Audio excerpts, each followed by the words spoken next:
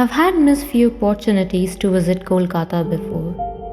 However, some difficult circumstances finally gave me a chance to visit this beautiful and faithful city. I had tried to imagine how the city would look. I had watched many movies and documentaries based on Kolkata, the city of joy, as others call it. I call it the city of faith. I'm sure you must have gone through times where your faith seemed to have been shaken, when it seemed all those conversations with God, all those temple visits meant nothing at all. I remember going to the temple every year on my birthday when I was really young. Watching the Durga idol of the Peshwari temple near my house gave me a sense of calm. She would smile at me from a distance every time I visited her, and her smile had the power of pacifying my innermost tornadoes. I remember watching women circling around the peepal tree, worshipping it, tying red thread around it, and offering flowers to it. I've often seen people throwing coins in the temple water body in hopes that they will get their desire fulfilled in return.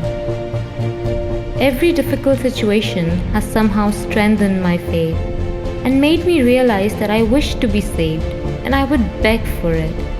It's like my mind's reflex action. I would ask someone who we call God to save me, and I would always promise not to take things for granted if the God saved me this time. It's actually quite funny, but I've seen the same amount of faith in the eyes of people of the city. I wonder what is the analogy of this transformation from being completely faithful to the state where one is doubtful about everything that stands for faith. Faith is a strong word, and even stronger a feeling. Faith that this idol, once it is established, is no longer just a thing made up of clay, wooden frame, paper, and shiny ornaments. It becomes the supreme power, the mother, the creator of all the beings. It is the faith that turns rock and dust into gods and protectors of living beings. It's faith and fear of the supreme that leads the way to eternity. It is faith that keeps you in check. It is faith that motivates you to be better, to be able to show your cards on the final judgment day. But you've had your doubts, right? Doubts about the supreme power, the eternal, whether it matters or not to be right, to be kind, and to be caring, whether there's a report card at all, whether there will be a judgment day, or whether you'll be allotted a seat in hell or heaven.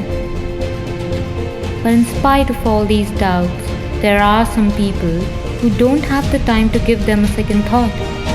Why?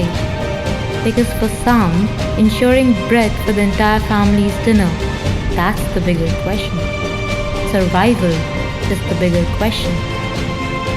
This pandemic has raised various questions and has answered a lot of them. The biggest being, what is really important? What will really help you survive? And I've learned that everything is just temporary. Of course, everything is just temporary, but in this moment, this water, the sunlight falling on the ripples, this bridge connecting two pieces of land, this calms me, this strengthens my faith and gives me immense hope.